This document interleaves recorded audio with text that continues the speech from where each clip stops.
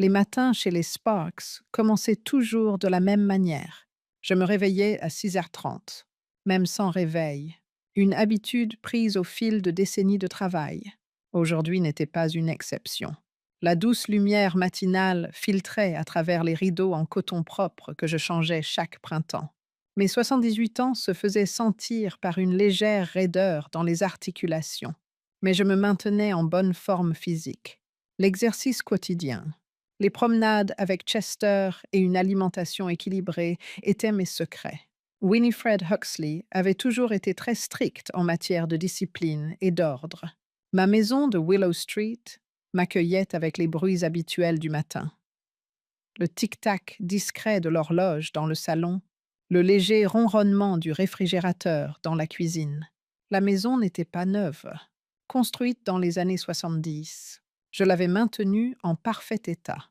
Les planchers en bois naturel brillaient grâce à un polissage régulier. Le mobilier, simple mais de grande qualité et bien entretenu, datait de plusieurs décennies. J'ai enfilé ma robe de chambre bleue en coton préféré et me suis dirigée vers la cuisine, m'arrêtant pour caresser Chester, mon vieux beagle, qui attendait déjà son petit déjeuner, assis sur son lit bien rangé. Bonjour, mon grand, lui dis-je. Et le chien remua joyeusement la queue. La cuisine, avec ses armoires blanches classiques et son sol carrelé impeccable, était le cœur de ma maison. Peu de choses avaient changé au fil des ans. La même table en chêne massif, les mêmes chaises confortables, la même collection de tasses en porcelaine dans lesquelles Herbert et moi avions bu notre café tous les matins pendant nos 43 ans de mariage.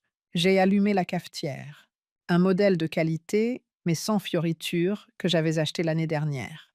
Et j'ai sorti les factures soigneusement pliées dans un dossier. La rigueur comptable est une seconde nature chez moi, et elle ne me quitte pas, même à la retraite. Mon regard s'est involontairement attardé sur une photo dans un simple cadre argenté accroché au mur. Herbert, mon mari, souriait largement, debout à côté de son camion. Ses yeux bleus et clairs semblaient toujours me regarder avec amour et tendresse. 15 ans s'étaient écoulés depuis qu'une crise cardiaque l'avait emporté au volant de son camion sur l'autoroute entre Salt Lake City et notre maison. Il n'avait que 63 ans. Tu me manques, mon vieil ours, murmurai-je, comme chaque matin. L'odeur familière du café embaumait la cuisine. Je m'assis à table, passai en revue les factures et additionnai automatiquement les chiffres dans ma tête. Électricité, eau, téléphone, assurance.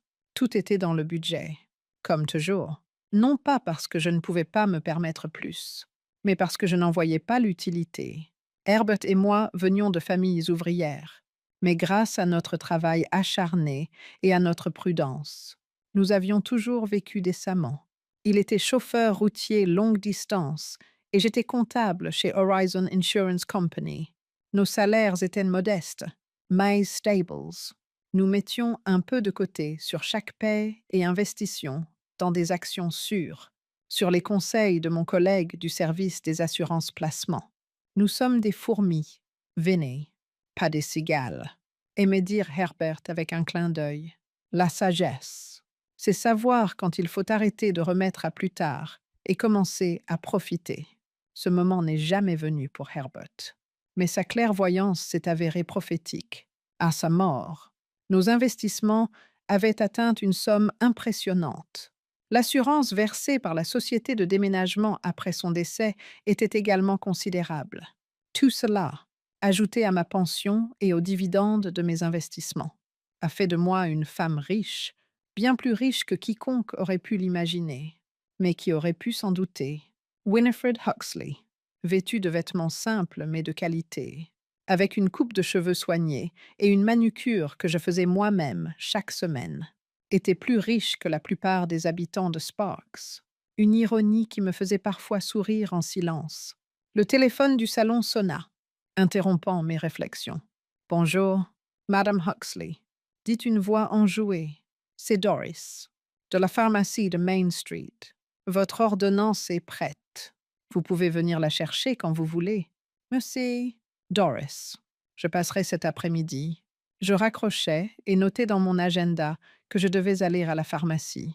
Les comprimés pour la tension étaient une concession à l'âge, mais je les prenais plutôt à titre préventif. Ma Toyota Camry, vieille de 5 ans, était en excellent état, grâce à des révisions régulières et des vidanges fréquentes. Ce n'était pas le dernier modèle, mais elle était fiable et économique. Dehors, Sparks s'éveillait. Un garçon du quartier passait à vélo pour aller à l'école. Le jeune couple Martinez, qui habitait dans la rue voisine, faisait son jogging matinal. La ville avait changé, de nouveaux magasins avaient ouvert, d'autres avaient fermé, mais son âme était restée la même. Une ville ouvrière où tout le monde se connaissait et se saluait. C'est ça qui compte. N'est-ce pas, Chester? Ai-je dit en versant de la nourriture dans son bol. C'est ici que nous sommes chez nous. C'est ici que sont nos racines. Mon fils, Lel, ne s'en rendait pas compte. Il a quitté Sparks dès qu'il en a eu l'occasion. Études à Reno, puis carrière de conseiller fiscal. Il a épousé Tavia, une femme aussi ambitieuse que le mont Whitney et tout aussi froide. Ils ont emménagé dans un quartier chic de Reno et ont eu 2 enfants, mes petits-enfants, que je voyais principalement en photo et en visioconférence pendant les vacances. Je ne lui en voulais pas de vouloir plus. N'était-ce pas pour cela qu'Herbert et moi avions travaillé si dur, pour que notre fils fasse des études et n'ait pas à compter chaque centime de son salaire comme nous l'avions fait quand nous étions jeunes, mais quelque part en chemin. Mon fils avait perdu quelque chose d'important, le respect des choses simples, du travail honnête, d'une vie sans ostentation. Il a commencé à me regarder, moi et mon mode de vie, avec une condescendance mal dissimulée, comme si j'étais une perdante qui ne pouvait pas faire mieux. Maman, pourquoi tu ne déménages pas dans un endroit plus moderne?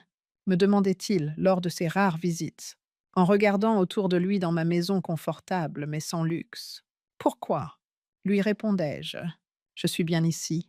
C'était une dispute récurrente entre nous. L'aile pensait que je devrais vivre dans un appartement avec sécurité 24 heures sur 24 ou dans une maison de retraite décente. Tavia regardait autour d'elle, avec une déception à peine dissimulée, chaque fois qu'elle venait me rendre visite, comme si elle s'attendait à trouver la pauvreté et la misère pour justifier sa rare apparition. Ta maison est agréable, disait-elle d'un ton qui suggérait le contraire. Tavia, avec ses manucures impeccables et ses vêtements de marque, se sentait déplacée dans ma maison simple mais bien entretenue. Elle dirigeait une agence de recrutement pour professionnels hautement rémunérés, un travail dont elle était très fière et qui, selon elle, lui donnait le droit de juger les autres sur les signes extérieurs de réussite. Je finis mon café, lavai soigneusement ma tasse et la reposai sur la table. Mes relations avec mon fils et ma belle-fille avaient toujours été difficiles, mais ces dernières années, elles étaient devenues encore plus tendues. Je connaissais la raison. Ils me trouvaient vieux jeu, déconnecté, incapable de comprendre leur désir de statut social et de réussite ostentatoire. Maman, à ton âge, tu dois penser à ton confort, m'avait dit Lel lors de sa dernière visite. Ce quartier n'est plus ce qu'il était. Je m'étais contentée de sourire. Le quartier avait effectivement changé. Il était devenu plus diversifié, avec de nouvelles familles d'origines ethniques différentes. Mais les gens étaient toujours aussi gentils et serviables. Madame Chen, ma voisine d'en face, m'apportait des petits pains faits maison le week-end. La famille Rodriguez, qui habitait au coin de la rue, m'aidait à déblayer la neige en hiver. Le jeune couple Wilson m'invitait souvent à des barbecues. Il ne connaissait pas ma situation financière. Pourquoi l'aurait-il su? Pour me traiter différemment. Pour me rendre visite plus souvent dans l'espoir d'un héritage ou, pire encore, pour me demander de l'argent pour un autre achat nécessaire. Je suis allée dans le salon et j'ai ouvert le secrétaire en acajou, le seul objet de valeur de la maison, hérité de ma mère. À l'intérieur, dans un dossier bien rangé, se trouvaient des documents, des relevés de compte, des certificats d'action, des contrats de fiducie. Derrière ces simples chiffres se cachait une fortune qui aurait surpris tous ceux qui me connaissaient comme un modeste retraité. Tout avait commencé avec les 5 000 $ qu'Herbert et moi avions économisés pour la compte de cette maison. Puis il y avait eu des investissements modestes mais réguliers dans des entreprises fiables. Lorsque Lel a obtenu une bourse d'études pour l'université, l'argent mis de côté pour ses études a également été placé dans un portefeuille d'investissement. À la mort d'Herbert, l'argent de l'assurance et ses économies pour la retraite ont considérablement augmenté le capital. Je n'étais pas cupide et ne me privais pas du nécessaire. Je n'avais simplement pas besoin de luxe ostentatoire ni de statuts sociaux. Je voyageais modestement mais régulièrement, généralement avec des groupes de retraités. J'ai visité la plupart des parcs nationaux et voyagé 2 fois en Europe. Je faisais des dons anonymes à des œuvres caritatives par le biais d'un fonds fiduciaire. J'achetais des articles de bonne qualité qui duraient des années, sans suivre les caprices de la mode. C'était tout moi, pratique, rationnel, préférant le fond à l'apparence. Jetant un coup d'œil à ma montre, je constatais qu'il était temps de faire mes valises. C'était aujourd'hui le jour de la réunion du club de lecture à la bibliothèque municipale. Nous avions une discussion animée sur un nouveau livre que j'avais dévoré, en annotant abondamment les marges de ma liseuse. J'ai enfilé un pantalon sobre mais sophistiqué et un haut, que j'ai accessoirisé avec une paire de boucles d'oreilles en perles que Herbert m'avait offerte pour notre 20e anniversaire de mariage. Il était temps de prendre rendez-vous chez le coiffeur, alors j'ai brossé mes cheveux devant le miroir. J'ai opté pour une coupe pratique qui ne nécessitait pas de coiffage particulier. En passant devant le bureau, j'ai aperçu un paquet posé sur le bureau. Il contenait les documents nécessaires pour la nouvelle résidence que j'avais acquise 1 mois auparavant. Une magnifique maison située à Lake Ridge, le courtier le plus huppé de Reno. Le prix demandé était de 5 millions de dollars, une somme qui aurait fait s'étouffer Lel et Tavia avec leur champagne hors de prix. Ce n'était pas une décision de dernière minute. Il était temps de changer. Et j'y réfléchissais depuis un certain temps, non par vengeance ou pour impressionner qui que ce soit. Elena, une amie très chère, était décédée 3 mois plus tôt d'un cancer. Elle avait beaucoup de projets qu'elle n'avait pas pu réaliser avant de mourir. Son départ m'a incité à réfléchir à ma propre vie et au temps qu'il me restait. Elle m'avait prévenu, 1 semaine avant de mourir. Ne mets pas ta vie entre parenthèses. Venez, notre vie est plus courte qu'on ne le pense. J'ai écouté et suivi son exemple. Une maison élégante avec des pièces lumineuses et un jardin où je pourrais cultiver des roses était plus qu'une simple maison.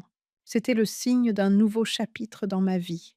Une cuisine idéale pour recevoir et des chambres pour mes petits-enfants s'ils décidaient de passer la nuit chez moi. Je ne voulais pas choquer Lel et Tavia avec une révélation fracassante, mais je ne voulais plus supporter leur comportement condescendant. J'avais besoin d'honnêteté, d'un nouveau départ et d'une vie sans compromis ni excuse. Le téléphone a sonné, interrompant le fil de mes pensées. C'était Lel. Maman, comment ça va? Ai-je dit d'un ton neutre. Je vais bien. Mon fils.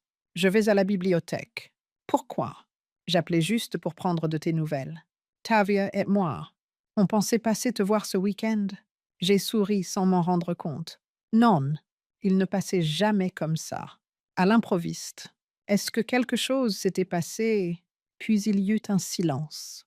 C'était presque comme si je pouvais le voir regarder sa femme. Non, maman. On veut juste te voir.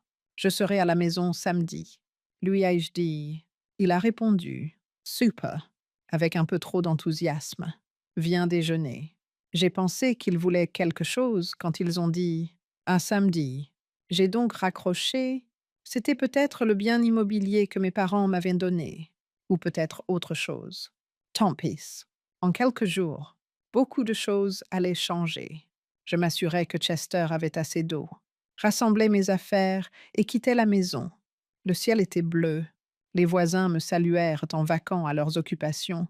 Une milliardaire de 78 ans nommée Winifred Huxley s'apprêtait à commencer un nouveau chapitre de sa vie.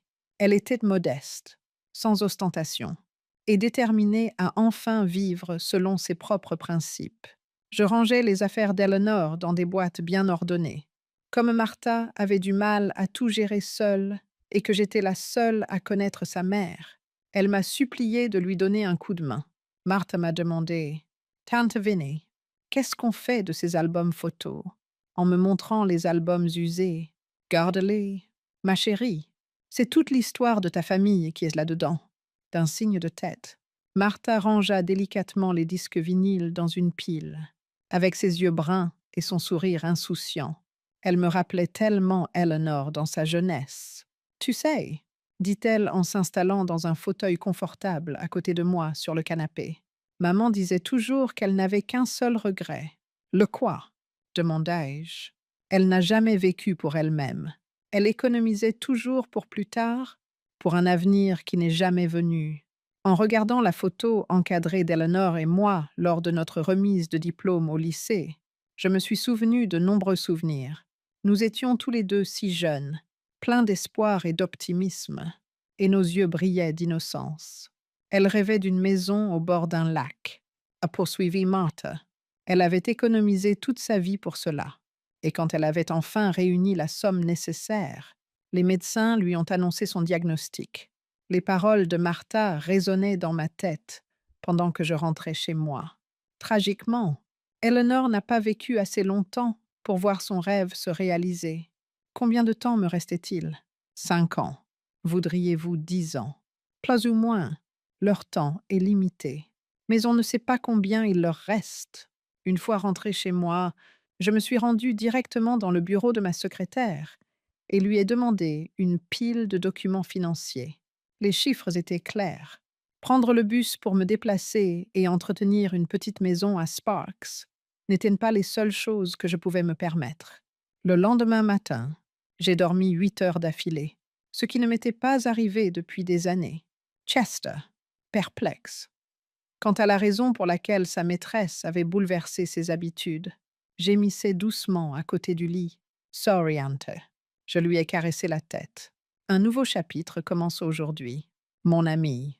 Après le petit déjeuner, j'ai contacté Sunset Realty, une agence immobilière dont les publicités apparaissaient souvent dans le journal local. J'aimerais prendre rendez-vous avec un agent immobilier. Ai-je dit à la jeune femme qui a répondu au téléphone. Je suis intéressée par les maisons dans le quartier de Lake Ridge. Bien sûr, madame. Puis-je vous demander votre budget? J'ai pris le temps de réfléchir. Entre 3 et 5 millions. Personne n'a rien dit après cela. Je vous demande pardon. Vous avez dit entre 3 et 5 millions.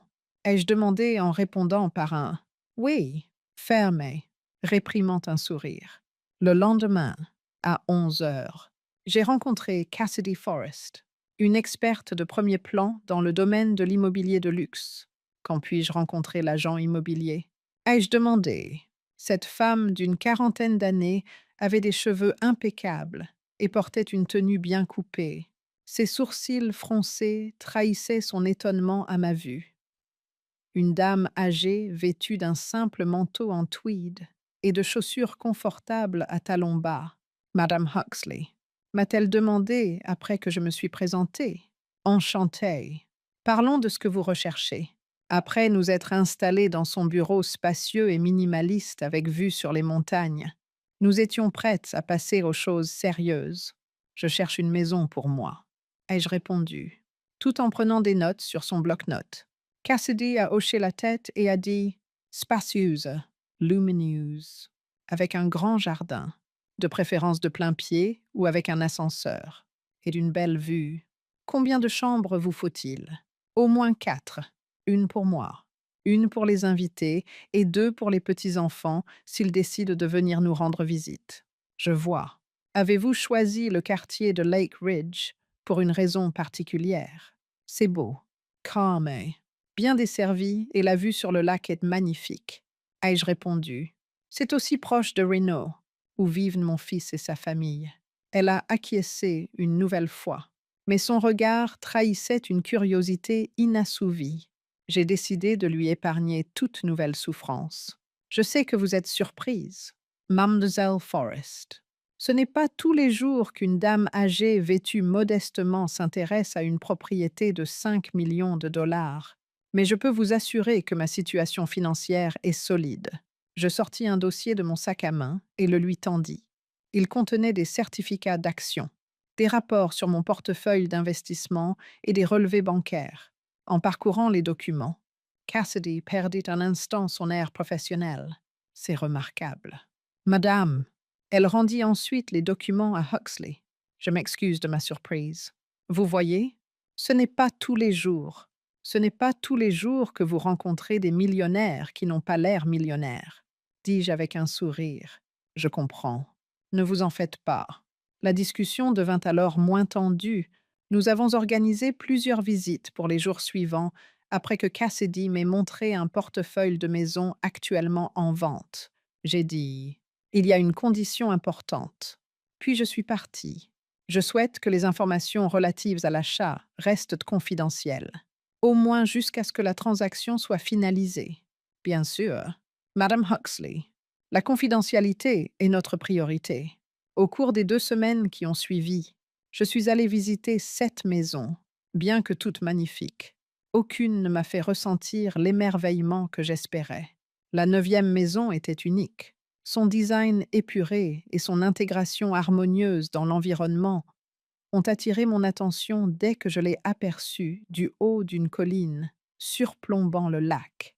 Elle comptait 2 étages, mais avec un ascenseur, de grandes pièces lumineuses et un jardin à couper le souffle créé par un célèbre architecte paysagiste. Cassidy m'a dit avec enthousiasme: c'est l'œuvre d'Alan Pierce.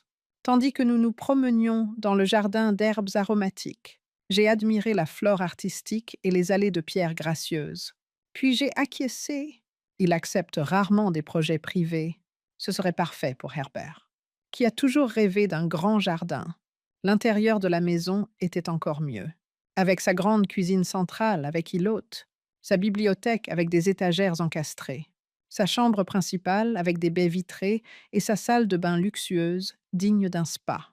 Cassidy m'a demandé: qu'en pensez-vous, Madame Huxley, lorsque nous avons fini de visiter les lieux? J'ai répondu: c'est parfait. Mes émotions clairement visibles. Combien? Le propriétaire en demande 200 000 dollars. Mais je pense qu'on peut négocier. Pas besoin. Ai-je répondu en haussant les épaules. Cassidy a écarquillé les yeux de surprise et a déclaré: je paierai le prix demandé si la transaction est conclue rapidement. J'ai répondu avec conviction: j'en suis sûr.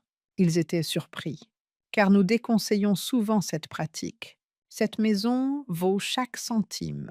Je n'étais pas préparée à la quantité de paperasse, d'inspection et d'autorisation nécessaires pour entamer le processus d'achat. Quand pouvons-nous commencer à mettre la maison en vente? Avec compétence et professionnalisme. Cassidy m'a guidée à travers chaque étape du processus. En général, ce type de transaction prend quelques mois, a-t-elle poursuivi. Mais comme vous payez en espèces et que le propriétaire actuel souhaite vendre rapidement, nous pouvons conclure la vente en 3 semaines. Je me suis rendue à ma banque et j'ai demandé à accéder à mes comptes d'investissement afin de pouvoir effectuer un achat important. Le gestionnaire de compte, qui me connaissait comme une cliente moyenne, avec une somme respectable mais pas exceptionnelle, a été surpris.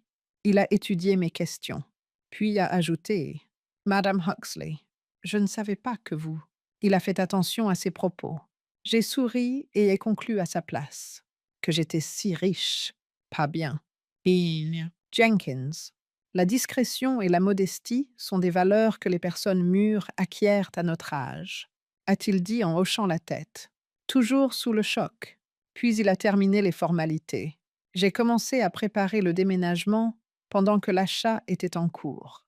Il était temps de faire le tri dans mes affaires et de décider ce que j'allais emporter dans ma nouvelle maison et ce dont j'allais me séparer. Au fil des ans, la vaisselle, les livres et les photos s'étaient accumulés. Chaque objet avait une histoire. La sonnette a retenti alors que j'étais assise dans le salon, en train de feuilleter des albums photos. C'était elle. Maman, tu t'es souvenu qu'on venait samedi? Bien sûr que non, ai-je répondu. Je vous attends pour le déjeuner. D'accord. Il faut qu'on parle. J'étais nerveuse. C'était toujours le signe que l'aile voulait quelque chose de moi quand il parlait comme ça. À propos de quoi? On en parlera quand on se verra. D'accord. Ce n'est pas urgent. J'ai accepté, me disant déjà qu'il s'agissait soit d'une nouvelle tentative pour me convaincre de vendre la propriété et de déménager plus près d'eux, soit, plus probablement, d'une nouvelle demande d'argent pour financer un investissement prometteur. Même lorsque je suis retournée à mes albums après notre conversation, la nouvelle maison ne cessait de me trotter dans la tête. Pour deux raisons. Premièrement, je ne voulais pas que Lel et Tavia aient leur mot à dire dans l'achat. Et deuxièmement, j'étais curieuse de voir leur réaction lorsqu'ils apprendraient que leur pauvre mère traditionnelle avait acheté un manoir. J'ai donc repoussé le moment de leur en parler jusqu'au dernier moment. Je ne suis pas mesquine. Ce n'était pas un acte de vengeance. C'était plutôt l'occasion de me révéler telle que je suis, sans filtre et sans honte. Lorsque Cassidy m'a annoncé la nouvelle le lendemain, elle m'a téléphoné: Madame Huxley, le propriétaire a accepté votre offre. Nous pouvons conclure la vente dans 2 semaines. Et ce n'est pas tout. Il a accepté de quitter la maison plus tôt. Vous pourrez donc emménager presque immédiatement après la signature. C'est merveilleux. Cassidy, ai-je répondu avec une joie sincère. Merci pour votre travail. Elle m'a répondu: si vous avez besoin d'aide pour déménager ou vous installer, je peux vous recommander d'excellentes entreprises. Je l'ai remercié et lui ai dit que j'allais réfléchir à l'offre. Après avoir raccroché, je me suis assise à la table de la cuisine et j'ai sorti un calendrier. Si tout se passait comme prévu, j'aurais officiellement acheté la maison samedi, lorsque je devais retrouver Lel et Tavia. C'était le moment idéal pour leur annoncer la nouvelle. La première chose sur ma liste était bien sûr les photos d'Herbert. Ensuite, il y avait son fauteuil à bascule, qu'il aimait utiliser le soir. Puis venaient les livres que nous avions achetés ensemble. Enfin, il y avait le miroir antique sculpté de maman. La deuxième chose que j'ai faite a été de dresser une liste d'achats, qui comprenait des articles tels que des appareils électroménagers modernes, de nouveaux meubles pour la cuisine et le salon, et bien d'autres choses encore. J'espérais trouver quelque chose d'unique pour la nouvelle maison, comme un nouveau lit, car celui que j'utilisais depuis plus de 30 ans était très confortable. Cela faisait longtemps que je n'avais pas ressenti autre chose qu'une impatience joyeuse à l'idée du changement. J'avais l'impression qu'un poids avait été enlevé de mes épaules après toutes ces années. Les préjugés, les normes et les routines pèsent lourdement. J'ai pris mon temps et j'ai organisé mes affaires pendant la semaine précédant le déménagement. À l'insu de tous, j'ai fait appel à des déménageurs pour emballer mes affaires. J'ai parcouru des catalogues en ligne pour choisir de nouveaux meubles et j'ai planifié le déménagement. Pendant ce temps, j'ai continué à suivre mon emploi du temps habituel, qui comprenait des courses au supermarché, des réunions de mon club de lecture et des promenades avec Chester sur ses chemins préférés.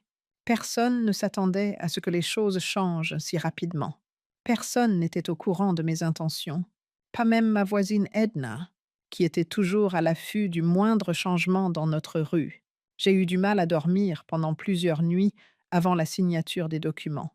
Allongé dans le noir, mon esprit vagabondait entre les nombreux événements qui s'étaient déroulés dans cette maison, notamment la naissance de Lel et ses premiers pas dans le salon. D'innombrables nuits passées à la table de la cuisine, à planifier notre avenir avec Herbert. Ces dernières années avaient été relativement calmes, mesurées et prévisibles. Je n'avais aucun regret sur ma vie jusqu'à présent. À notre manière, Herbert et moi avions trouvé le bonheur dans le travail acharné, l'honnêteté et la poursuite d'un avenir qui, en fin de compte, ne ressemblait pas à nos rêves les plus fous. Chaque matin, j'enfilais mon plus beau costume, un ensemble bleu marine simple mais sophistiqué que je réservais généralement pour les occasions formelles. C'était le cas aujourd'hui. En arrivant chez le notaire, j'ai été accueillie par Cassidy et l'agent immobilier. Tout était en ordre. Les documents nécessaires avaient été vérifiés. Il ne me restait plus qu'à signer les papiers et à remettre l'argent. Félicitations, Madame Huxley, m'a dit Cassidy après la dernière signature. Elle m'a remis le lourd trousseau de clés, qui comprenait un anneau en argent en forme de feuille, et m'a dit: Vous êtes désormais officiellement propriétaire de l'une des plus belles maisons de Lake Ridge. Quand comptez-vous emménager? Demandai-je, avant de répondre. Demain. Avec un étrange sentiment de paix. Tout est déjà organisé. Je passais devant ma nouvelle maison, mon foyer.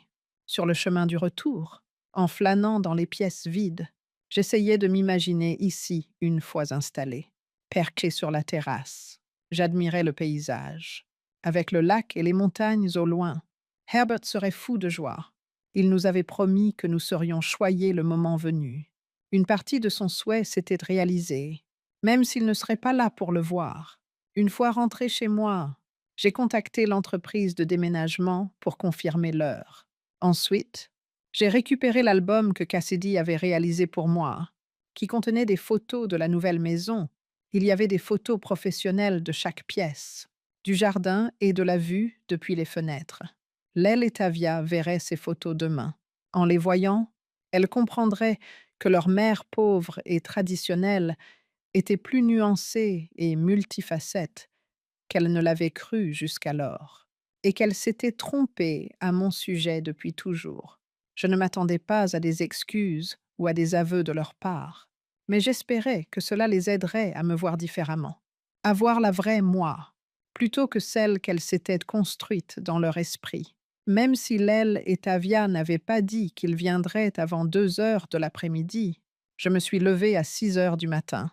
Avec l'âge, j'ai de plus en plus de mal à changer mes vieilles habitudes, mais me lever tôt me laissait tout le temps nécessaire pour me préparer. Chester, sentant mon enthousiasme, est resté à mes côtés toute la journée. Ce chien très perspicace remarquait le moindre changement d'humeur. Je l'ai prévenu en lui frottant les oreilles que la journée allait être difficile. J'ai sorti une tarte aux pommes du four. La recette appartenait à ma mère et Lel l'adorait quand il était enfant.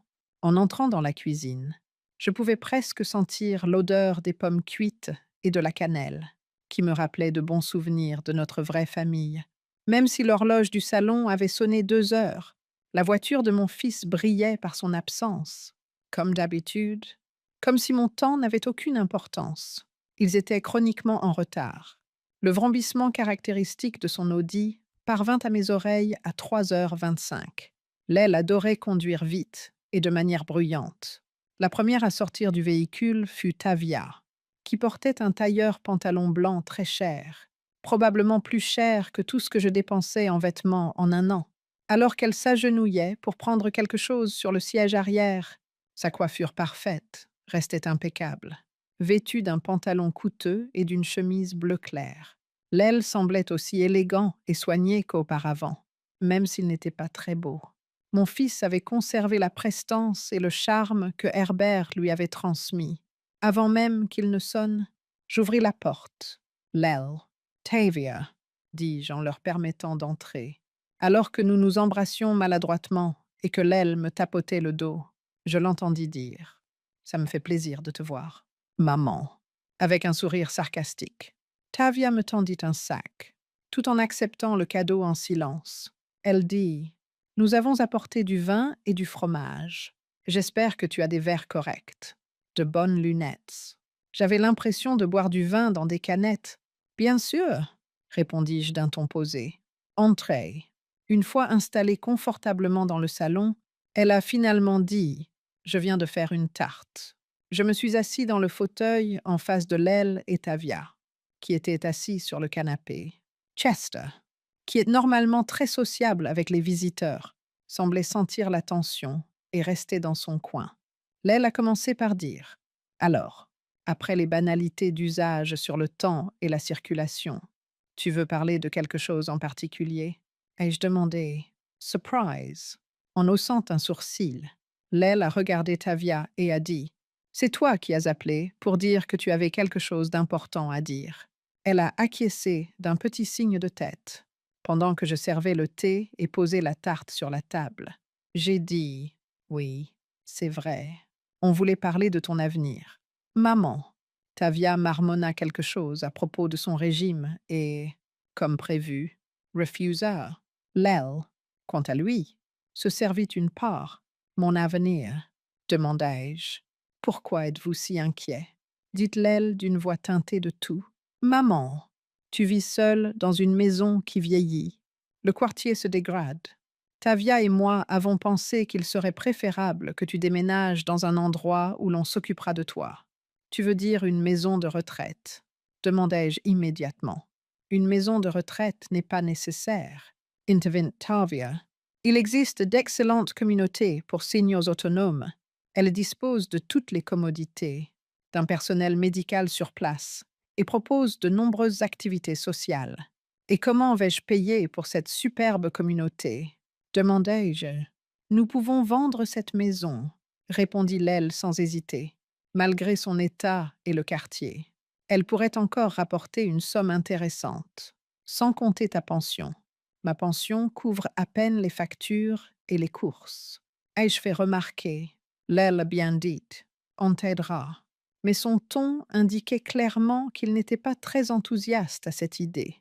Confortablement installé dans mon fauteuil, j'ai fixé mon fils d'un regard intense. Quel est le véritable but de cette discussion? Lel banda les muscles. Maman, où veux-tu en venir? Je suis comptable depuis 42 ans. Je suis douée pour additionner les chiffres. Tu ne t'es jamais soucié de ma vie personnelle. Qu'est-ce qui a changé? Tavia lance un regard irrité à son mari, comme pour lui dire « Je te l'avais bien dit ». Lel poussa un soupir. « Il y a encore une chose. Tu sais, il y a ce terrain de 6 acres à la périphérie de Reno que tes parents t'ont donné. Il était auparavant considéré comme inconstructible en raison de sa proximité avec une zone industrielle. Mais maintenant, tu t'en souviens. Aujourd'hui, des promoteurs s'intéressent à la ville en raison de sa croissance. Je m'en souviens. Bien sûr. Qu'est-ce qu'il y a? Nous avons reçu une offre d'une société immobilière. Ils veulent y construire un centre commercial. Ils offrent beaucoup d'argent. Et cet argent servira à financer ma maison de retraite. Ai-je fait remarquer? En plus de cela, m'a interrompu Tavia, Lel ne dit pas tout. Nous avons la possibilité de devenir partenaire minoritaire dans ce projet. Mais cela nécessite un acompte. C'était fini. La vente de la propriété n'était qu'un moyen d'arriver à leur fin. Ils avaient l'intention d'investir le produit de la vente dans leur projet. Combien offre-t-il pour le terrain? Demandai-je. Avec un air important, Lel répondit. $800,000. Comme si cette somme lui appartenait. Je faillis éclater de rire. Même sans projet de construction, le terrain valait au moins 2 fois cette somme. Tu crois vraiment que c'est une offre honnête? A crié Lel à sa mère. $800,000 pour un terrain qui ne sert à rien. Lel, je suis peut-être vieille, mais je ne suis pas idiote. Ce terrain vaut au moins 1,5 million au prix actuel, a rétorqué Tavia. Qu'est-ce qui te fait croire ça? Tu ne sors presque jamais de la maison. Comment peux-tu connaître les prix de l'immobilier? Je me suis détournée d'elle. Je ne vendrai pas ce terrain, et je n'irai pas non plus dans une maison de retraite, a déclaré Lel, le visage rouge de colère. Quand j'étais enfant, c'était le signe avant-coureur d'une crise de colère. Maman, sois raisonnable. J'ai des voisins qui se soucient plus de moi que mon propre fils, dis-je, ma colère bouillonnant sous la surface. Tu ne peux pas vivre seul éternellement. Et si tu tombes? Et s'il y a un incendie? Qui viendra t'aider? Entre 2 respirations, Tavia répondit. Ses voisins sont une bande d'immigrants ratés. Mais je l'entendis. Ma remarque sévère, surveille ton langage chez moi, me surprit moi-même. Un silence nerveux s'installa. Avec un bruit métallique, Lel reposa sa tasse de thé sur la table après l'avoir terminée. Maman, j'essaye de t'aider. On essaye tous les deux, mais ton entêtement rend les choses impossibles. Je ne suis pas têtue. Je suis indépendante, répondis-je. Tavia fronça les sourcils et dit « Il y a une différence. Winifred, regarde les choses en face. » Elle marqua une pause avant de poursuivre. « Ta maison tombe en ruine. Ta pension couvre à peine tes dépenses. Tu vises comme… Comme quoi? Tavia, la provoquai-je. Vas-y, dit-elle, sa voix s'éteignant alors qu'elle concluait, comme une vieille femme seule qui a peur du changement. Je me levai et me dirigeai vers la fenêtre. Juste derrière, Je pouvais apercevoir mon petit potager d'herbes aromatiques et de tomates. Je murmurai. Je n'ai pas peur du changement. Contrairement à ce que tu crois, je suis mieux préparée que tu ne le penses. Dit-elle avec un soupir de frustration. Maman, on tourne en rond. Peu importe ce que tu en penses. Tu as besoin d'aide. Je répliquai d'un ton sévère. Je n'ai pas besoin d'aide. Avant de me tourner vers eux. Je vais bien. D'accord. S'enfuyant du canapé. L'aile s'écria. Tu appelles ça bien? Une vieille maison avec un toit qui fuit dans un quartier où il fait peur de marcher après le coucher du soleil. Des voisins qui parlent à peine anglais. Des meubles qui auraient dû être remplacés il y a des décennies. L'aile l'avertit Tavia, mais il ne put l'arrêter. Non, Tavia, arrête de tourner autour du pot. La colère déformait ses traits tandis qu'il me regardait. Maman, il est temps d'affronter la vérité. Tu vis dans ce taudis parce que tu es une mendiante, parce que tu as passé toute ta vie à économiser chaque centime, à te priver de tout. Et où cela t'a-t-il mené? À une existence misérable dans cette ruine que tu appelles ta maison. Un silence pesant envahit la pièce. Comme prise de court par la colère de son mari, Tavia le regardait fixement, la bouche grande ouverte. Sous la table, Chester se cachait en sanglotant doucement. Les paroles de mon fils me procurèrent un étrange sentiment de réconfort, même si je m'étais attendue à ressentir de la fureur ou du mépris. Enfin, les masques étaient tombés. Le moment était venu pour lui d'exprimer ses véritables sentiments. Je lui demandai calmement. Tu as fini. L'aile venait seulement de comprendre le sens de ses paroles. Il pâlit et ses joues devinrent cramoisies. Je levai la main pour l'interrompre et dis Maman, Jer, je ne voulais pas dire ça. Je suis juste en colère parce que tu ne nous laisses pas t'aider. Non, l'aile. C'est exactement ce que tu voulais dire. Et tu sais quoi? C'est une bonne chose. Ils ont ajouté c'est bien que tu aies enfin dit ce que tu pensais vraiment. Je suis allé chercher une enveloppe chez la secrétaire, puis je suis revenu vers eux. J'ai tendu les photos brillantes à l'aile en disant j'allais te le dire plus tard. Mais je pense que c'est le bon moment. J'ai retiré les photos de leur enveloppe. Quand il les a enfin acceptées, il a demandé, un peu confus, qu'est-ce que c'est? Ma nouvelle maison. Ai-je répondu sans détour. J'emménage demain.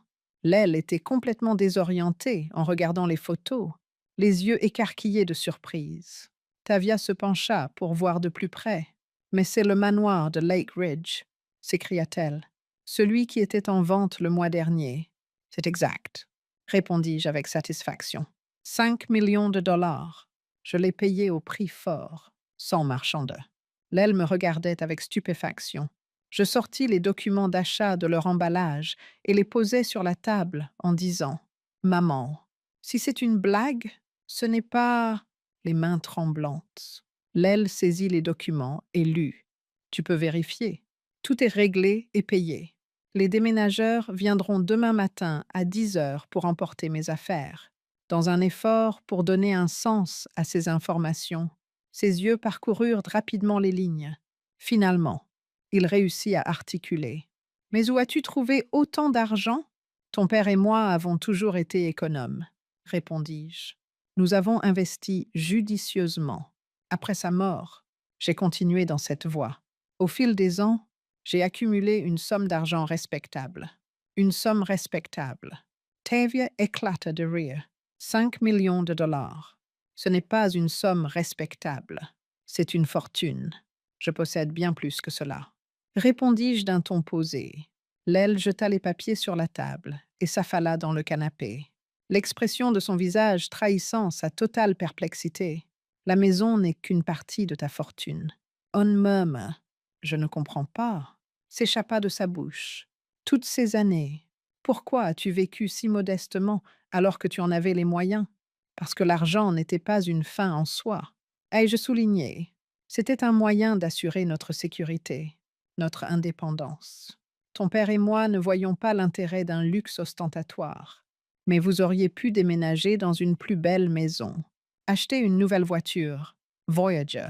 J'ai fait toutes ces choses, répondis-je. J'ai voyagé modestement, mais régulièrement.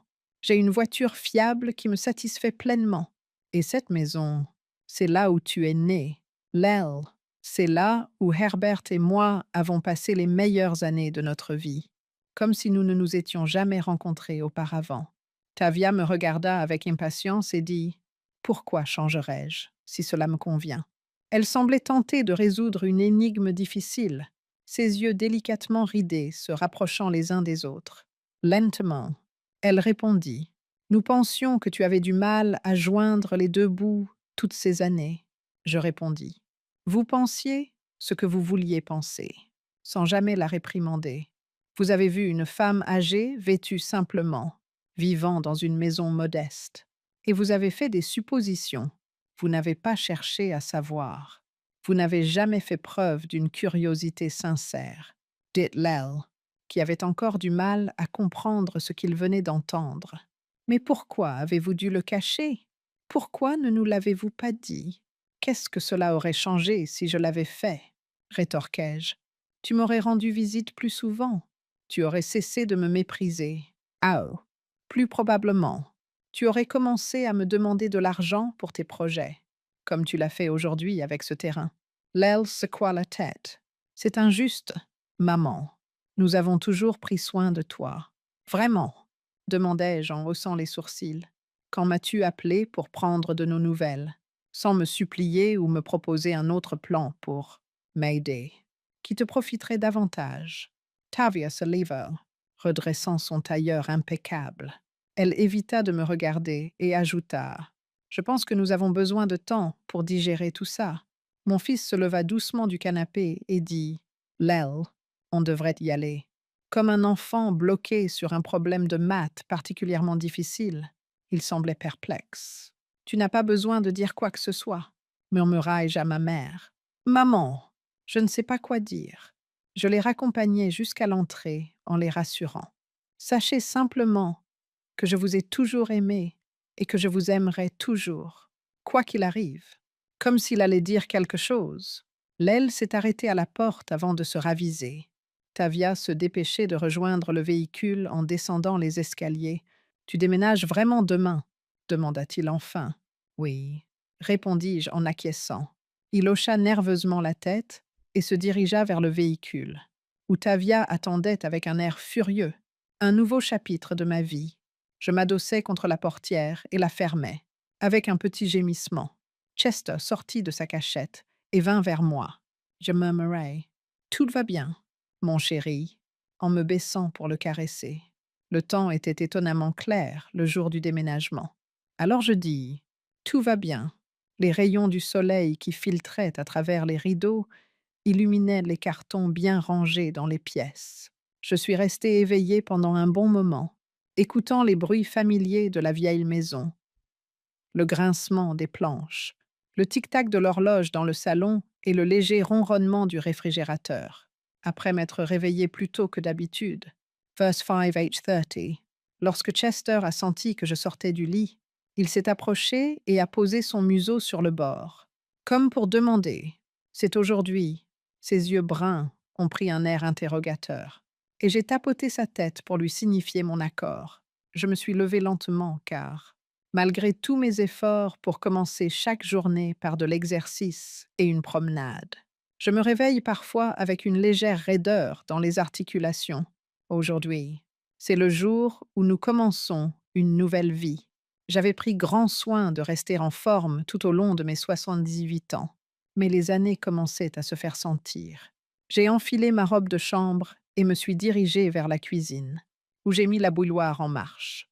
Toutes les tasses étaient remplies, sauf ma préférée, celle que Herbert m'avait offerte pour notre 30e anniversaire, décorée d'un motif de fleurs sauvages anglaises. J'ai flâné dans la maison qui était la mienne depuis plus d'un demi-siècle pendant que l'eau chauffait. Chaque recoin pouvait évoquer un souvenir.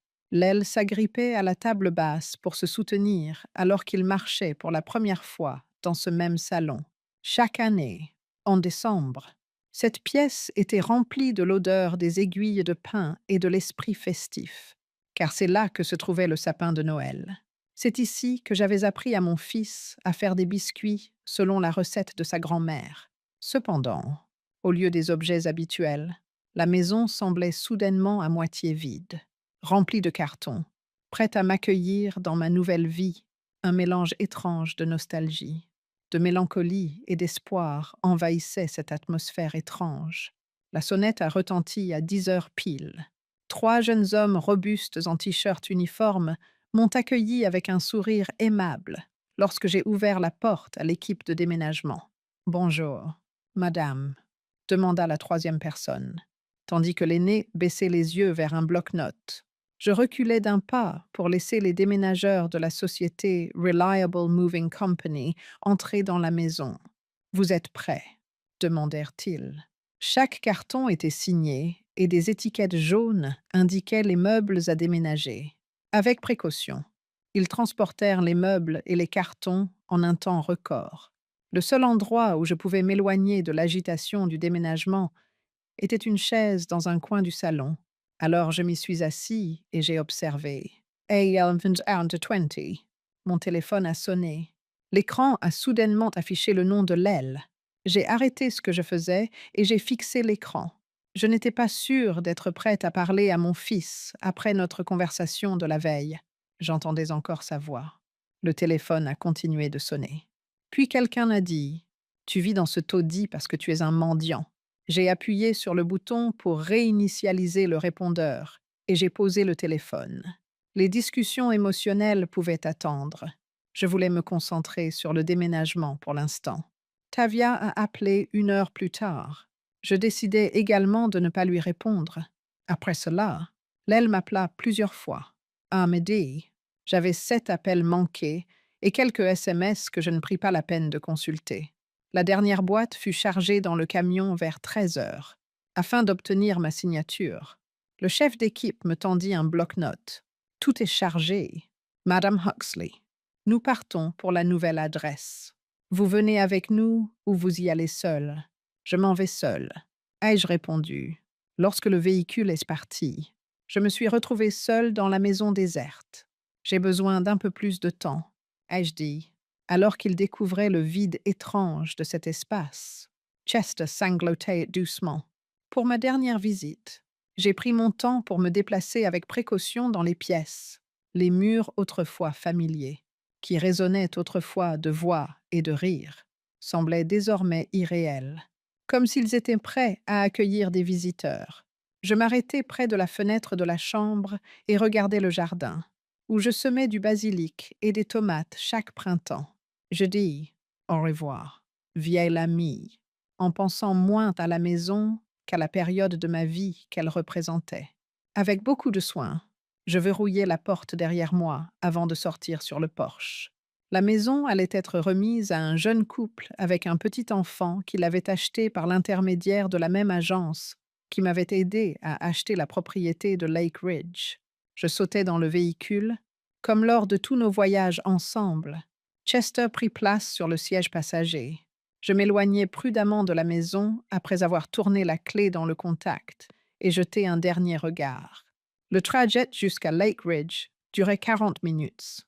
Au fur et à mesure que nous avancions, le paysage se transformait, laissant place à de grandes maisons qui faisaient paraître minuscules les petites maisons de Sparks. Les arbres devenaient plus hauts et plus espacés, tandis que les routes s'élargissaient. La longue route menant à ma nouvelle maison apparut enfin lorsque j'y pénétrais. Les déménageurs avaient déjà commencé à décharger un camion rempli d'affaires devant la maison. Ma femme agent immobilier, Cassidy, m'attendait sur les marches, un bouquet de roses à la main. Elle s'approcha de la voiture lorsque je me gara et me dit en souriant « Bienvenue chez vous, Madame Huxley ». Je la remerciai et pris les fleurs. Elle m'accompagna à l'intérieur et me dit « C'est très gentil de votre part ». Elle ajouta « Je me suis assurée que tout était prêt pour votre arrivée. Nous sommes alors entrés. L'électricité, l'eau, le chauffage, tout est branché et fonctionne. Le système de sécurité est activé. Voici vos cartes clés et vos codes. » Je fus conduite dans un grand couloir au plafond haut et au sol en marbre.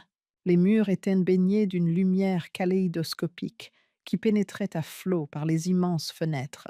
Chester renifla prudemment cet espace inconnu, ses griffes claquant doucement sur le marbre. C'est tellement majestueux, dis-je en observant les lieux. Mais c'est officiellement à vous maintenant, m'informa Cassidy doucement, dès que tout sera à sa place. La maison sera plus accueillante. Les heures qui suivirent furent consacrées au chaos organisé du déménagement. Je dirigeais les déménageurs qui apportaient les cartons et les meubles. La nouvelle maison avait des pièces beaucoup plus grandes que l'ancienne, et mon mobilier, excellent mais modeste, semblait un peu déplacé. Je décidai toutefois de ne pas courir en acheter du nouveau. Je m'adapterais à ce nouvel endroit une fois que les choses se seraient calmées. Je me suis retrouvée entourée de cartons et de meubles partiellement assemblés lorsque les déménageurs sont partis à 18 heures. Cassidy m'a également dit au revoir, tout en me montrant les commandes complexes du système de chauffage et d'éclairage de la maison. Debout au milieu du salon, j'ai été envahie par un mélange étrange de joie et de perplexité. Moi, Winifred Huxley, qui avait passé la majeure partie de ma vie à compter méticuleusement chaque centime et à mettre de l'argent de côté pour l'avenir. J'étais désormais propriétaire de cette demeure grandiose, élégante et dotée de tout le confort moderne. L'avenir était enfin arrivé, et il était complètement différent de mes rêves les plus fous. Je suis entré dans le jardin par les portes vitrées du patio. Le lac scintillait au loin, reflétant la lumière du soleil couchant sur la cime des arbres. L'air frais et pur était imprégné du parfum des fleurs et des aiguilles de pin. Pour la 7e fois de la journée, mon téléphone sonna, c'était l'aile. Je le mis en mode silencieux et soupirai. Pas pour l'instant. J'avais la journée pour moi et mes pensées. Alors qu'il commençait à se sentir chez lui dans son nouvel environnement, Chester s'approcha de moi et frotta son museau contre ma paume, alors que nous restions là, à nous caresser mutuellement. Je regardais le soleil disparaître à l'horizon. Cet endroit sera parfait pour nous. Ai-je assuré au chien? Tu verras. J'ai très mal dormi la première nuit dans ma nouvelle maison. Tout m'empêchait de trouver le sommeil. Le silence étrange, l'absence des bruits habituels de la maison, le lit très moelleux que j'avais acheté avant de déménager. Allongé là, je fixais le plafond et réfléchissais à ma vie et aux décisions qui m'avaient conduit jusqu'ici. Le chant des oiseaux à l'extérieur et la lumière matinale qui pénétrait dans la chambre étaient mes seuls compagnons. Je me levai lentement, encore étourdi par l'étrangeté de ce nouvel endroit, et me rendis dans la cuisine pour préparer du café. Je fus d'abord déconcerté par l'équipement moderne de la cuisine. Avec tous ses boutons et ses cadrans, la cafetière ressemblait au tableau de bord d'un vaisseau spatial. Après plusieurs tentatives infructueuses, j'ai enfin réussi à préparer une tasse de café acceptable, et je suis sorti sur la terrasse. Une brise matinale rafraîchissante soufflait dans les arbres. Le jardin était magnifique, méticuleusement conçu et entretenu. Un véritable chef-d'œuvre de parterre de fleurs verdoyants, de haies et d'allées. Alors que je sirotais mon café, une sérénité inhabituelle m'envahit. Malgré son apparente impulsivité, ce choix me semblait désormais judicieux. Il représentait plus qu'une simple maison. Il marquait le début d'une nouvelle étape dans mon parcours. La sonnette retentit vers 10 heures du matin. L'L. Tavia et les agents immobiliers étaient les seuls à être au courant de mon déménagement. Je fus donc surpris de voir quelqu'un se présenter. En arrivant à la porte, j'ai vu une dame d'âge mûr, très élégante, qui tenait un panier à la main sur l'écran de l'interphone vidéo. « Bonjour », m'a-t-elle dit en ouvrant la porte. Je lui ai répondu. « Winifred Huxley, je suis votre voisine d'en face. Je suis ravie de vous rencontrer et heureuse que vous ayez choisi Lake Ridge. Enchantée. Je vous ai apporté des pâtisseries maison et des informations sur notre quartier, » m'a dit Olivia en me tendant un panier. Après l'avoir invitée à entrer, nous nous sommes assises sur le canapé et les fauteuils que j'avais rapidement installés dans le salon, et je lui ai dit « Si vous avez besoin de quoi que ce soit, n'hésitez pas à me contacter. » Tout en fouillant dans les cartons, je m'excusais du désordre. « Je viens d'emménager hier. »« Oh, ne vous en faites pas, » répondit-elle. « Les déménagements sont toujours chaotiques. » Olivia, une femme agréable qui avait troqué l'enseignement de la littérature pour le jardinage et le bénévolat, m'expliqua. Lorsque mon mari et moi avons emménagé ici il y a 5 ans, Il nous a fallu 1 mois pour nous installer. Elle me parla notamment de Lake Ridge, de ses voisins et des coutumes locales. Nous avons un club de lecture qui se réunit tous les deuxièmes jeudis du mois, m'a-t-elle dit, et une association de jardinage si cela vous intéresse. Et en été, nous organisons des barbecues entre voisins au bord du lac. Cela semble merveilleux. Ai-je répondu avec enthousiasme. Je serais ravie de faire partie du club de lecture. Ai-je ajouté. Bien sûr, je peux vous envoyer une invitation. Notre prochaine réunion est dans une semaine et nous parlerons du nouveau livre d'Anne Patchett. Alors qu'Olivia s'éloignait, j'ai ressenti un petit frisson, de nouvelles connaissances, de nouvelles possibilités. Une femme qui avait passé des décennies au même endroit trouvait cela à la fois excitant et terrifiant. J'ai décidé de faire un tour dans le quartier dans l'après-midi. J'ai lacé mes baskets et attaché Chester pour faire le tour du quartier. La beauté de Lake Ridge a dépassé toutes mes attentes. Les rues étaient bien entretenues et bordées d'arbres centenaires.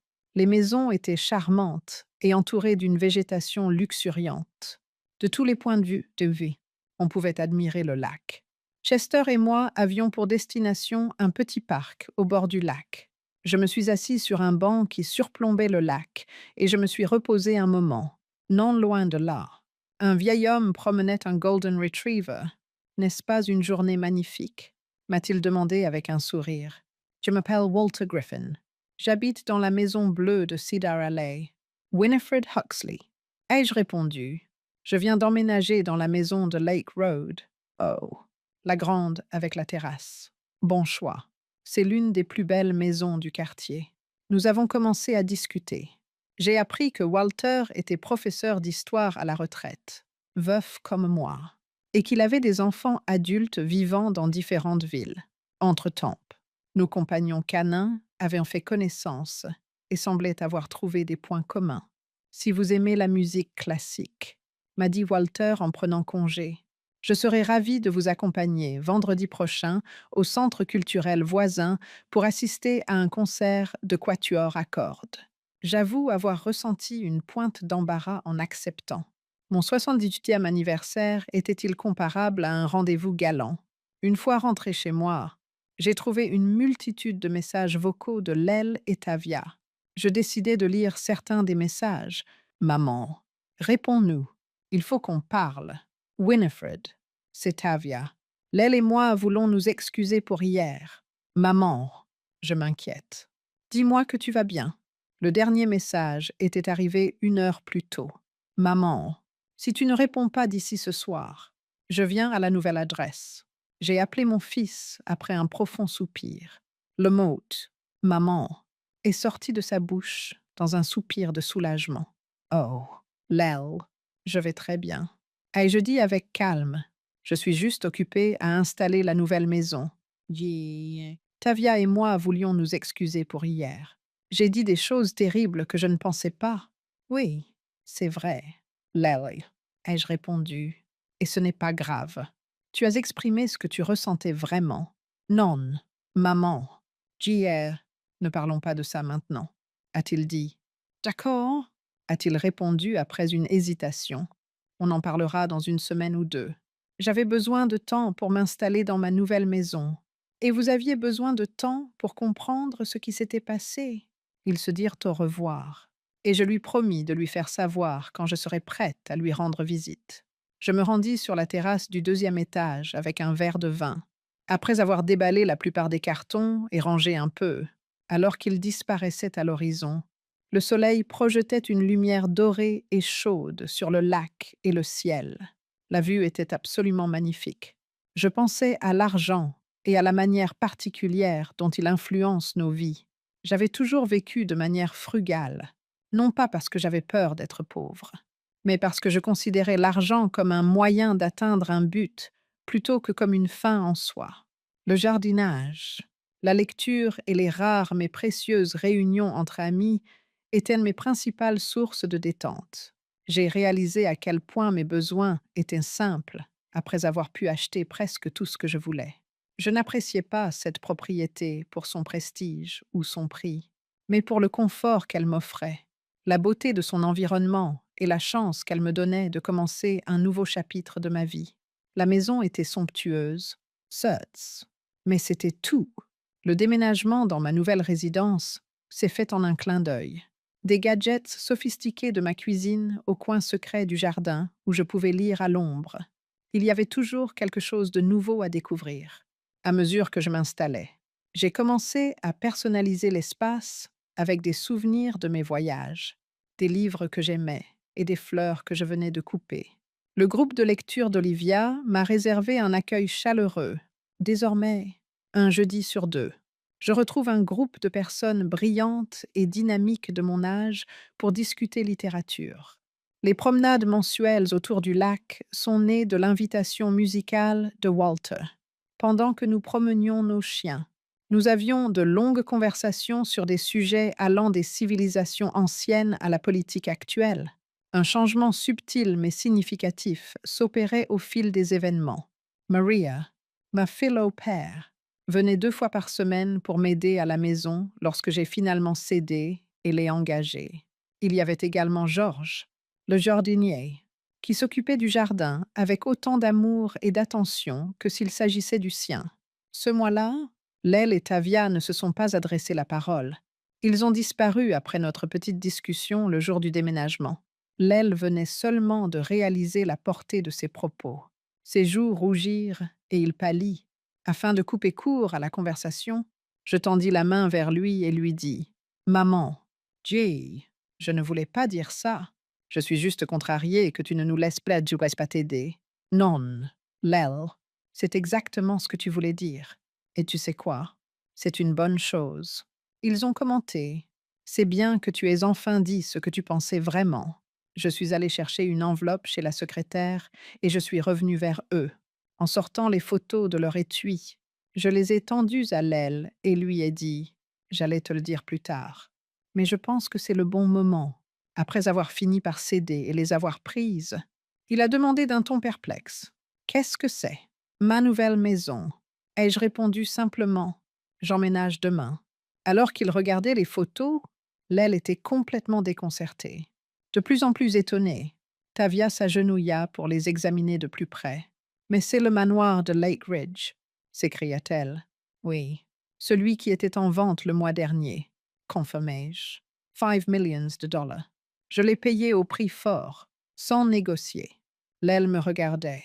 Sous le choc, je sortis les documents d'achat de leur emballage et les posai sur la table. « Maman, si c'est une blague, ce n'est pas… » Lel secoua la tête et lut frénétiquement. « Tu peux vérifier. Tout est réglé et payé. Les déménageurs viendront demain matin à 10 heures pour emporter mes affaires. » Ses yeux parcouraient rapidement les lignes, essayant de donner un sens à ces informations. Je lui ai dit « Ton père et moi avons toujours été économes. » Et il a finalement réussi à demander « Mais où as-tu trouvé autant d'argent? » Nous avons investi judicieusement. Après sa mort, j'ai continué à le faire. Au fil des ans, j'ai accumulé une somme d'argent respectable. Une somme respectable. Tavia a commencé à rire. 5 millions de dollars. Ce n'est pas une somme respectable. C'est une fortune. J'ai beaucoup plus que ça. Ai-je répondu calmement.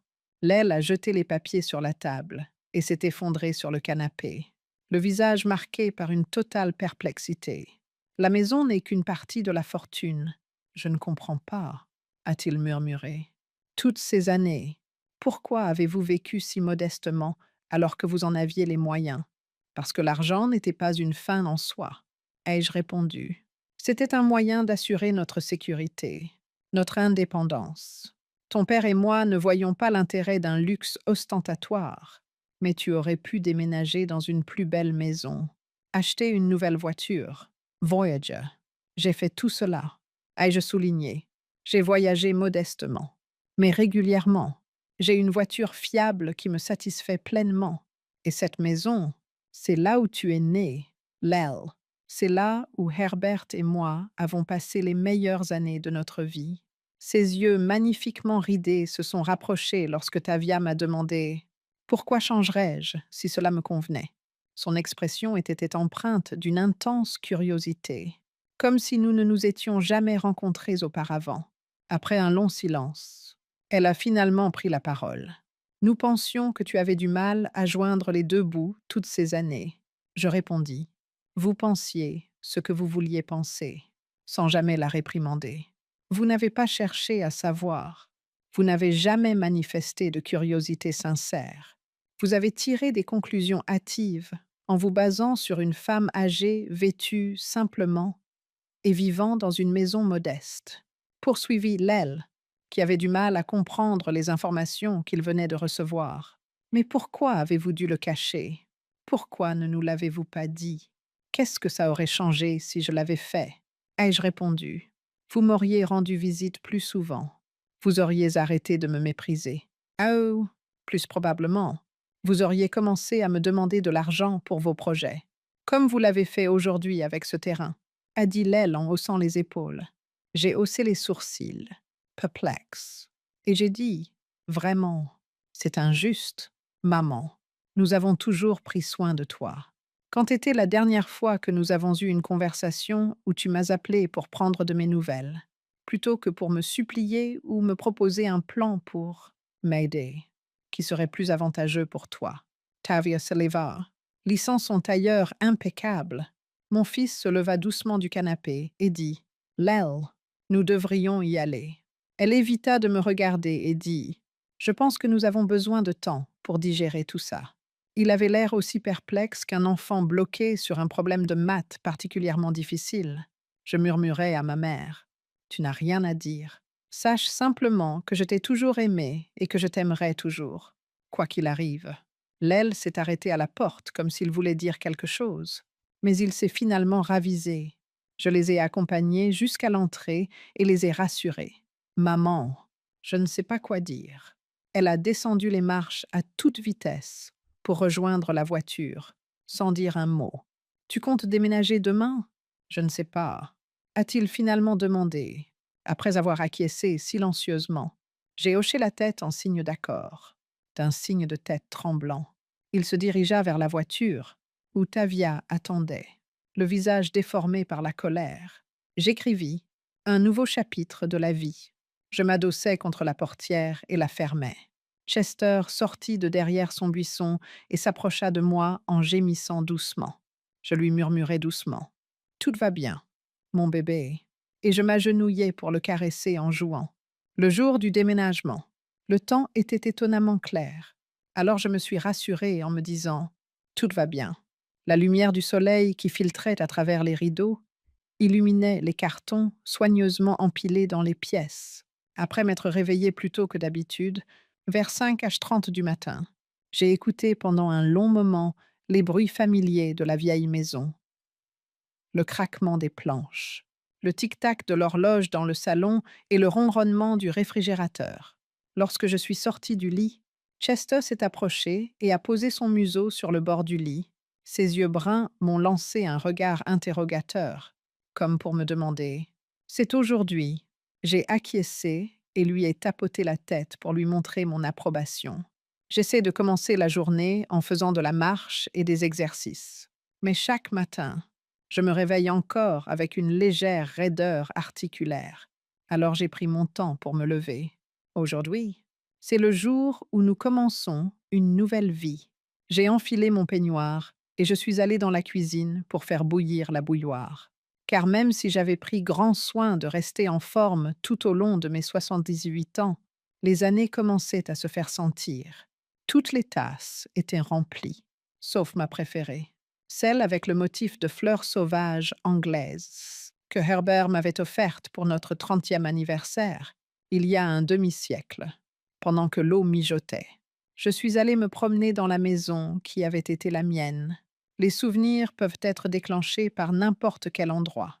Lorsque l'aile a mis les pieds pour la première fois dans ce même salon, il s'est agrippé à la table basse pour se soutenir, avec le sapin de Noël annuel en place. Cette pièce se remplissait chaque décembre de l'odeur joyeuse des aiguilles de pain et de la gaieté des fêtes. C'est ici que j'avais montré à mon enfant comment préparer des biscuits selon la recette de sa grand-mère. Mais soudain, la maison semblait remplie de cartons optimistes, prêts à accueillir ma nouvelle existence. Plutôt que des objets quotidiens habituels, Un mélange inhabituel d'anticipation, de légère tristesse et de désir caractérisait ce sentiment étrange. À 10 heures pile, la sonnette a retenti. Lorsque j'ai ouvert la porte aux déménageurs, 3 jeunes hommes robustes vêtus de t-shirts uniformes m'ont souri chaleureusement et m'ont souhaité la bienvenue. Excusez-moi. Madame Huxley, a demandé le troisième homme, tandis que le plus âgé consultait un bloc-notes. J'ai laissé entrer les déménageurs de la société Reliable Moving Company et j'ai reculé. Tout le monde est prêt, ont-ils demandé. Les meubles à déménager étaient marqués d'étiquettes jaunes et chaque carton portait une signature. Ils ont méticuleusement emballé les cartons et démonté les meubles en un temps record. J'ai trouvé une chaise dans un coin du salon et je me suis assise pour observer, car c'était le seul endroit où je pouvais m'éloigner du bruit du déménagement. A11:20. Mon téléphone portable a sonné. Le nom de l'aile est apparu sur l'écran. Sorti de nulle part. Je me suis figé sur place, les yeux rivés sur la télévision. Après la conversation de la veille, je n'étais pas sûr d'être prêt à parler à mon fils. Je pouvais encore entendre sa voix. Quelqu'un a fait remarquer. Tu vis dans ce taudis parce que tu es un mendiant. J'ai appuyé sur le bouton pour réinitialiser l'appareil et l'ai posé à côté de moi tandis que le téléphone continuait de sonner. Je voulais me concentrer sur le déménagement pour l'instant. Les discussions émotionnelles pouvaient attendre. 1 heure plus tard, Tavia a appelé. Comme elle, j'ai décidé de ne pas répondre. Puis Lel a appelé plusieurs fois. J'avais 7 appels manqués et une poignée de messages que je n'avais pas envie de consulter avant l'heure du déjeuner. La dernière boîte a été chargée dans le camion vers 13 heures. Le chef d'équipe a pris un bloc-notes pour obtenir ma signature. Tout est chargé. Madame Huxley, nous partons pour la nouvelle adresse. Vous venez avec nous ou vous y allez seul? Je vais y aller seul, ai-je répondu. Une fois la voiture partie, je me suis retrouvée seule dans la maison vide. J'ai alors dit: j'ai besoin d'un peu plus de temps. Chester pleurait silencieusement, envahi par le sentiment étrange que lui procurait le vide de la pièce. Je fis le tour des pièces avec beaucoup de prudence et de réflexion. Des inconnus semblaient attendre d'accueillir les nouveaux occupants dans ces murs autrefois familiers, qui résonnaient auparavant de rires et de voix. Chaque printemps, je plante du basilic et des tomates dans le jardin, et je m'arrêtais pour regarder par la fenêtre de la chambre. Je prononçais les mots «Au revoir, vieille amie», non pas tant en référence à la maison elle-même qu'à la période qu'elle symbolisait dans ma vie.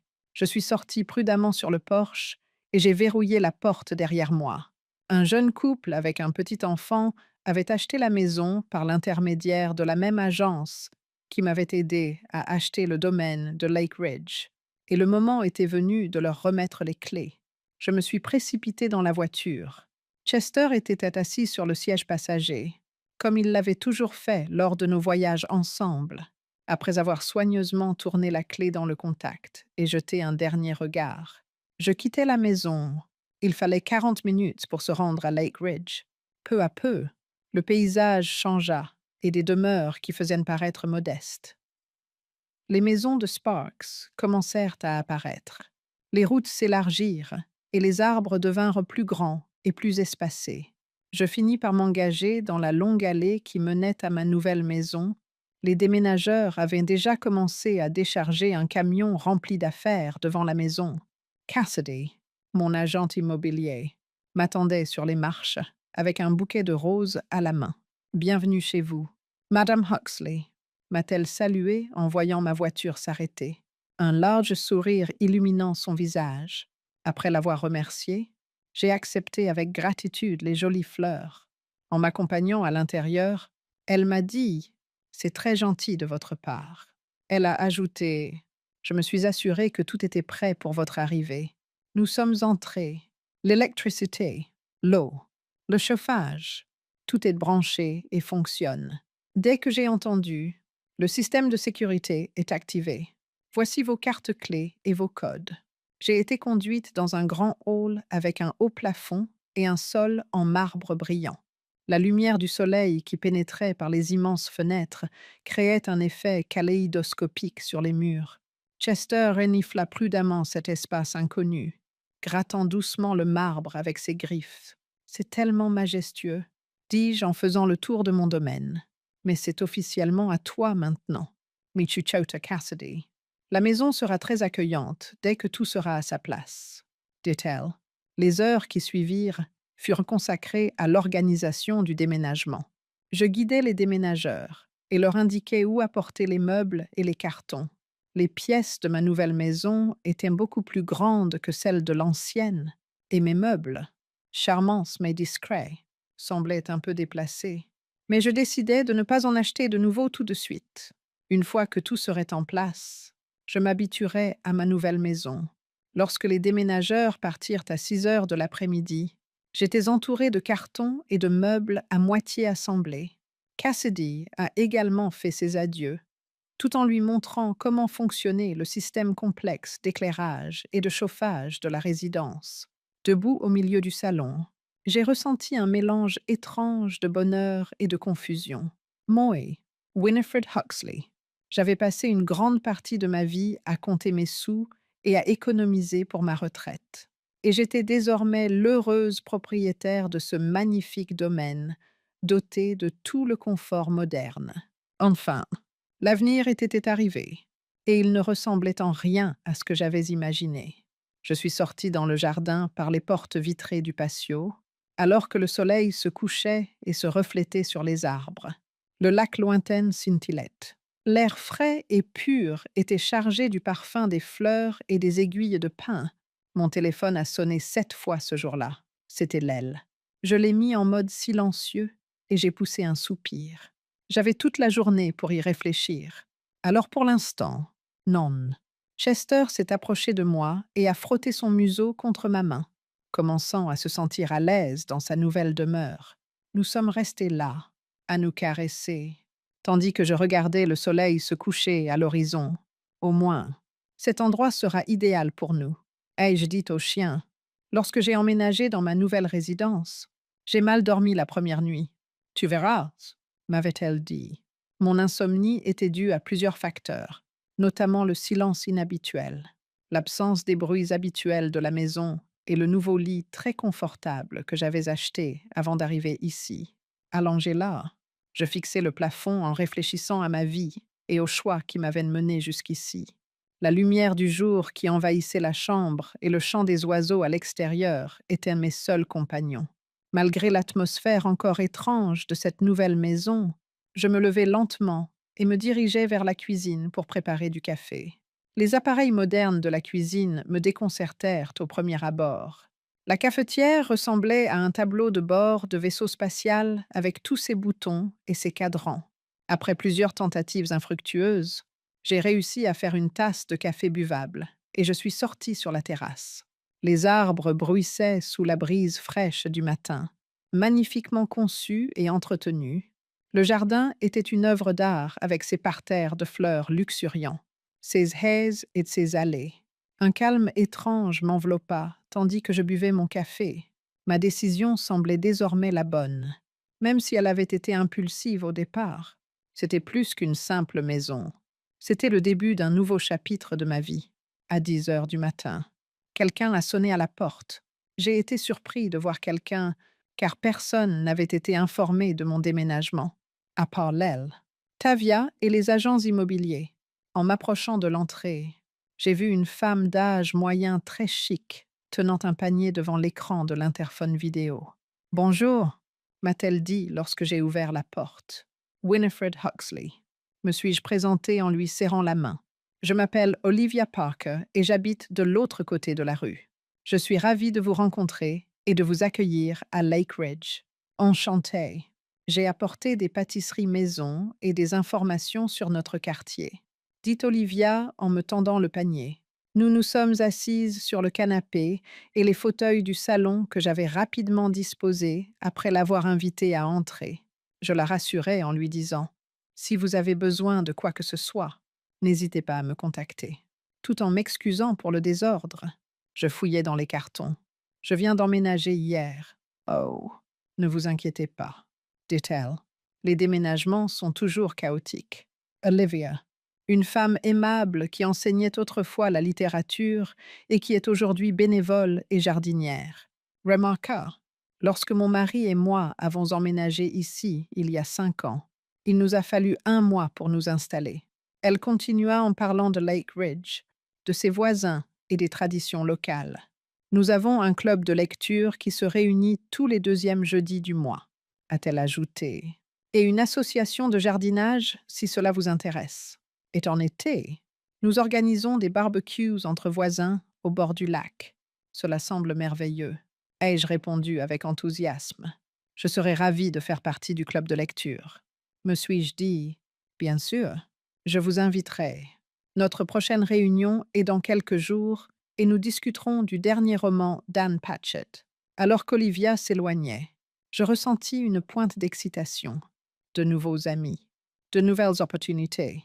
C'était à la fois excitant et inquiétant pour une femme qui vivait là depuis des décennies. Dans l'après-midi, je décidai d'aller me promener dans le quartier. J'enfilai mes baskets et emmenai Chester faire un tour. La splendeur époustouflante de Lake Ridge m'a émerveillée. De vieux arbres bordaient les routes et étaient bien entretenus. Les maisons étaient magnifiques et entourées d'une végétation luxuriante.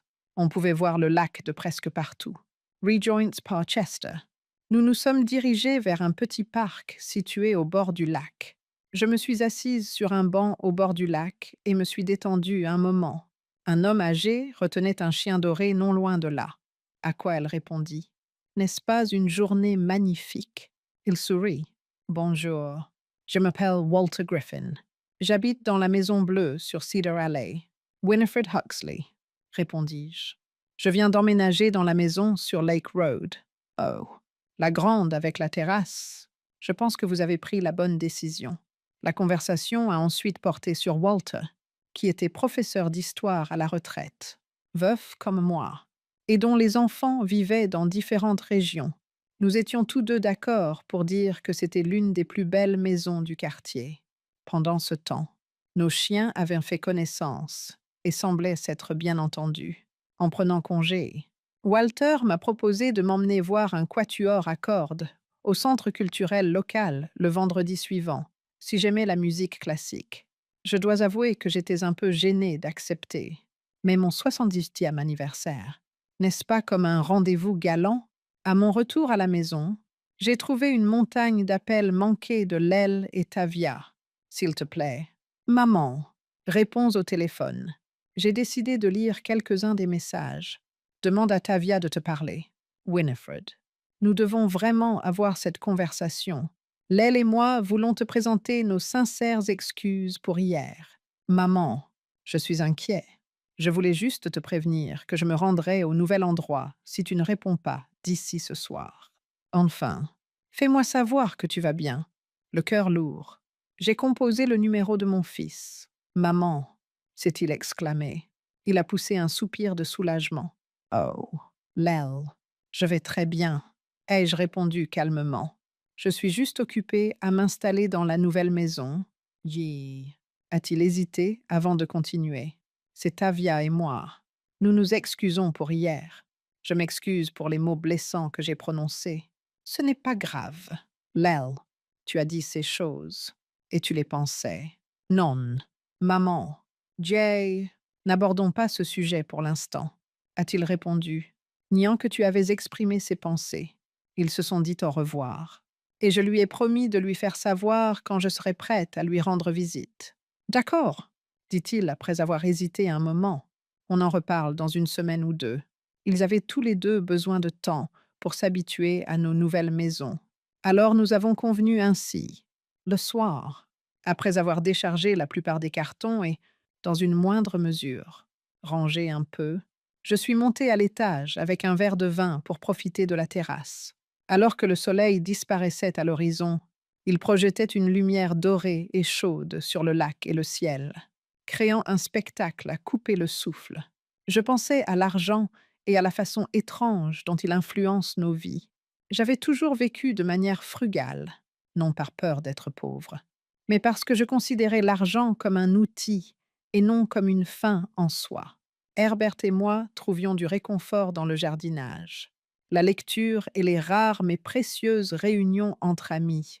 Une fois que j'ai eu les moyens d'acheter presque tout ce que je voulais, j'ai commencé à apprécier cette propriété, non pas pour son luxe ou son prix, mais pour le confort qu'elle offrait, la beauté de son cadre et l'opportunité qu'elle me donnait de commencer un nouveau chapitre de ma vie. La maison était luxueuse, certes, mais c'était tout. La transition vers cette nouvelle maison s'est faite en douceur.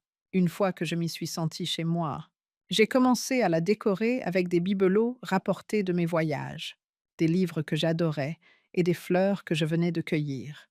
Le club de lecture d'Olivia m'a accueilli à bras ouverts et j'ai tout appris sur mes gadgets de cuisine sophistiqués et les coins secrets du jardin où je pouvais lire à l'ombre.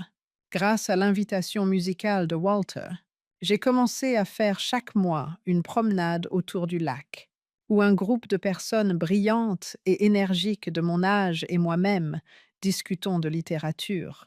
Pendant que nous promenions nos chiens, nos conversations allaient bon train, abordant tous les sujets, des civilisations anciennes à la politique moderne. Un changement petit mais notable s'opérait dans le cours des événements. Maria, la fille au père que j'avais engagée, venait 2 fois par semaine pour m'aider à la maison. Jorge, le jardinier, prenait autant soin du jardin que de sa propre famille.